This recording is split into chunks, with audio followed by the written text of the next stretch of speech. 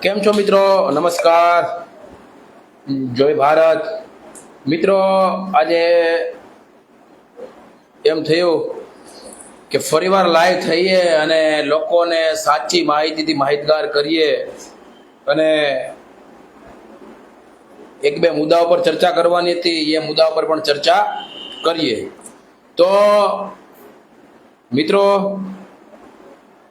અગત્યના મુદ્દા અને એ જ આ વિશાળ ભારતનો દેશ અને એ ભારતના વસવાટ કરતા તમામ હિન્દુ, મુસ્લિમ, શીખ, ઈસાઈ, બૌદ્ધ અને એની માટે આ દેશ એક વિશ્વાસપાત્ર અને આસ્થાનું કેન્દ્ર ગણી શકાય.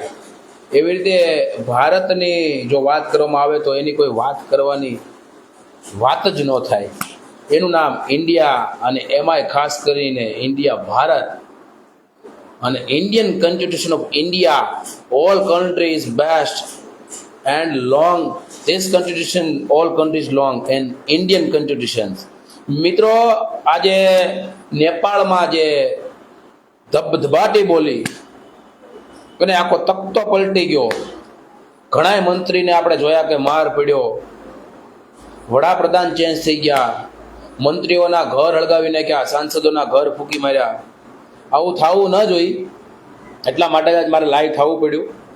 એટલે કે લોકોને આ વિડીયોના માધ્યમથી માહિતગાર કરીએ. મિત્રો, જેટલો બને એટલો વિડીયોને શેર કરજો. તો સૌપ્રથમ વાત કરું મિત્રો કે નેપાળ એટલે ભારતનો નજીકનો પાડોશી દેશ, જેમની વસ્તી 2.97 2.97 કરોડ એટલે સમથિંગ 3 કરોડ.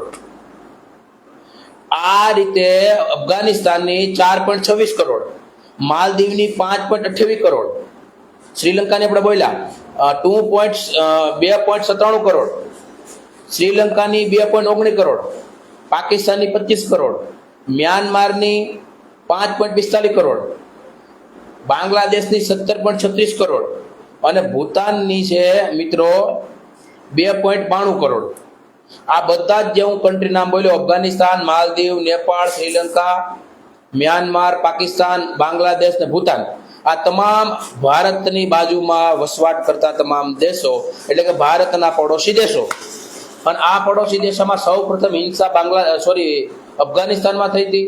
ત્યાં પણ બહુ ઉગ્ર આંદોલન થયું અને ત્યાંના વડાપ્રધાનને ભાગવું પડ્યું અને જે કાંઈ મેટર બની એ બહુ ગંભીર હતી અને આખા અફઘાનિસ્તાનમાં એ રેડાણું અને ટૂંકમાં એને તકલીફ થઈ. ત્યાર પછી બીજો જેવો આપણે વાત કરીએ તો પડોશી દેશ એટલે કે બાંગ્લાદેશ. બાંગ્લાદેશમાં પણ શેખ હસીના એના વડાપ્રધાન હતા કે રાષ્ટ્રપતિ જે શાસન હોય એ પ્રમાણે શાસન કરતા હતા. એણે પણ ભારતનો સહારો લેવો પડ્યો હતો અને ભારતમાં એણે સમથિંગ 3 મહિના કે 4 મહિના જે કાંઈ વિતાવ્યા હતા. ત્યાં પણ ઉગ્ર વાતાવરણ થઈ ગયું હતું, મંત્રીઓને તકલીફ થઈ હતી અને સરકારનો તખ્તો પલટ થયો હતો. ત્યાર પછી નેપાળ એટલે બાજુમાં વસવાટ કરતો એક સામાન્ય દેશ, અને ત્યાં 4-5 દિવસથી હિંસા થઈ. હિંસા એટલી ભડકી કે લગભગ અગાઉના જે વડાપ્રધાન હતા એમના વાઈફને પણ કંઈક જીવતા હળગાવી નાખ્યા. આવા મેસેજ સોશિયલ મીડિયાના માધ્યમથી આપણને મળતા હોય છે. એટલે મારું કહેવાનું એમ છે મિત્રો, આ જેટલી પણ કન્ટ્રી છે એની વસ્તી તમે જો 2 કરોડ, 5 કરોડ, 2.5 કરોડ, 3.5 કરોડ, 4 કરોડ, 5 કરોડ, તોય હસવાતું નથી. અને ક્યારે હિંસા ફાટી નીકળે ને ક્યારે તકલીફ થાય. મારો કહેવાનો ભાવાર્થ એ છે મિત્રો, હું આ વાત એટલા માટે કર્યો છે, એક તો નાની કન્ટ્રી એટલે કે નાના દેશ, અને ઉપરાંત એની વસ્તી પણ સમથિંગ 2 કરોડ, 2.5 કરોડ, 3 કરોડ, 4.5 કરોડ અને 5 કરોડ, આટલી જ આની વસ્તી છે. જ્યારે આપણા વિશાળ ભારતની દેશ આપણે વાત કરીએ, ભારત દેશની વાત કરીએ તો ભારતની વસ્તી અત્યારે ઇન ડેટ એટલે ચાલુ કરંટ ડેટ અત્યારે વાત કરીએ તો આજની તારીખમાં ભારતની વસ્તી સમથિંગ 150 કરોડ છે મિત્રો. અને એ 150 કરોડ તમે કલ્પના કરો કે એ 150 કરોડ અને એ 150 કરોડને તાંતને તમે કન્યાકુમારીથી માંડી અને જમ્મુ કાશ્મીર સુધી અને આમ ગુજરાતથી માંડી અને ઠેક અરુણાચલ પ્રદેશ સુધી ઓલ ઓવર આમ આપણો પટ્ટો લગભગ 3200, ઊભો પટ્ટો ગણી તો 3200 કિલોમીટરનો છે અને આડો પટ્ટો ગણી તો આપણે સમથિંગ 2800 કિલોમીટરનો છે મિત્રો.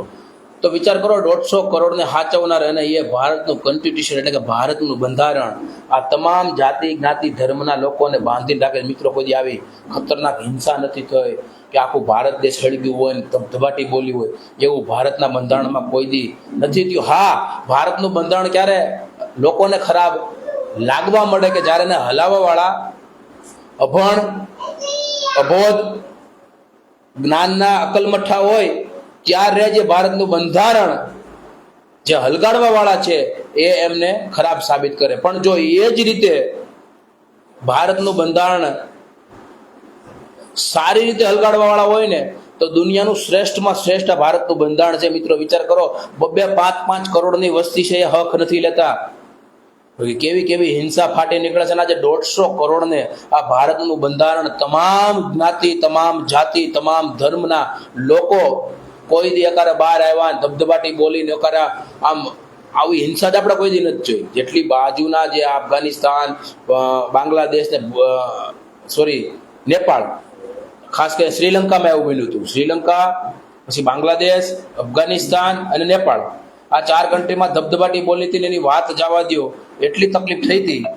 તેમ છતાં પણ આની વસ્તી યાર કેટલી, આમાં ભારતની આ વસ્તી ગણી તો આ કેટલી વસ્તી, 150 કરોડ, આ 5-5 ના 1.5 કરોડ નથી હચવાતા મિત્રો. તો ભારતનું બંધારણ કેવડું શ્રેષ્ઠ છે. અને હું તો એમ કહું છું ડોક્ટર બાબા સાહેબ આંબેડકર તો એમાં મુખ્ય ભૂમિકા હતી, પણ સમથિંગ 189 જે લોકોએ દિન રાત મહેનત કરી અને આવડું સરસ મજાનું વિશાળ ભારતનું બંધારણ ભારતને આપ્યું. ત્યારે તમે અને હું આપણું જીવન છે ને સ્વસ્થ, સારી રીતે, ભયમુક્ત રીતે જીવી શકીએ છીએ મિત્રો. તમામ જાતિ જ્ઞાતિ ધર્મના લોકોને આ ભારતનું બંધારણ હક અને અધિકાર પૂરેપૂરી રીતે આપે છે.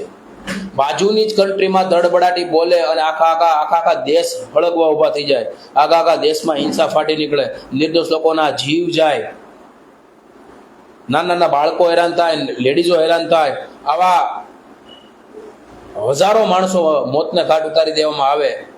મારો કહેવાનો હજી વાવાર દે છે કે મિત્રો આની વસ્તી તમે જો ને, જયારે ભારતની વસ્તી 150 કરોડ મિત્રો, તમે વિચાર કરો, 100 કરોડ પોઈન્ટ ને માથે બીજા 50 કરોડ, અને આ ભારતનું આટલું સર્વશ્રેષ્ઠ બંધારણ છે કે કોઈ પણ લોકોને પોતાના હક અધિકાર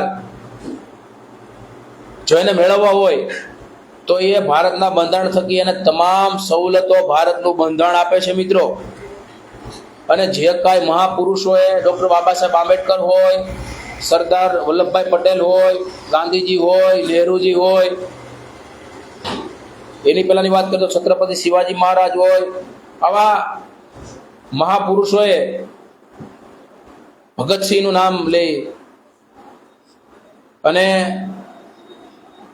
જે ચંદ્રશેખર આઝાદજી, આવા કેટલાય મહાપુરુષોએ આ ભારતની ભૂમિ પર જન્મ લઈ અને ભારતની ધરતીને જે ખરેખર જે ઇજ્જત બહારની કન્ટ્રીમાં આપીશ ને એવું ક્યાંય હોતું નથી મિત્રો.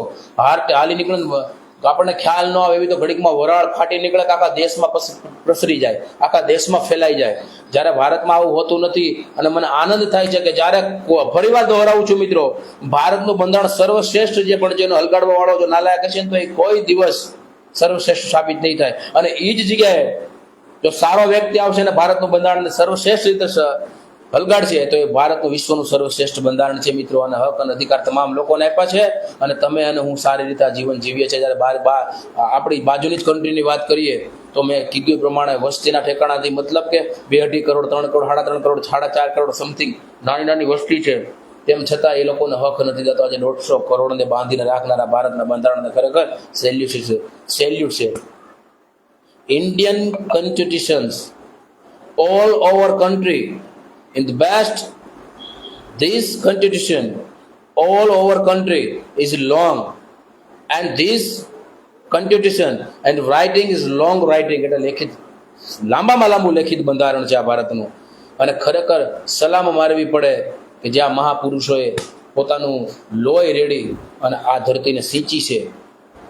એટલા માટે જે 2 દિવસથી લાઈવ થવું હતું અને જે મારે વાત રાખવી હતી, અફઘાનિસ્તાન, માલદીવ, શ્રીલંકા, પાકિસ્તાન, મ્યાનમાર, બાંગ્લાદેશ, ભૂતાન, માલદીવ, આપણા પડોશી દેશ છે, નાની કન્ટ્રી છે, પણ ક્યારેક આગ ફાટી નીકળે એનું કોઈ નક્કી નથી. જ્યારે આ મહાન દેશ અને એમાંય પણ એને પણ સલાહ અને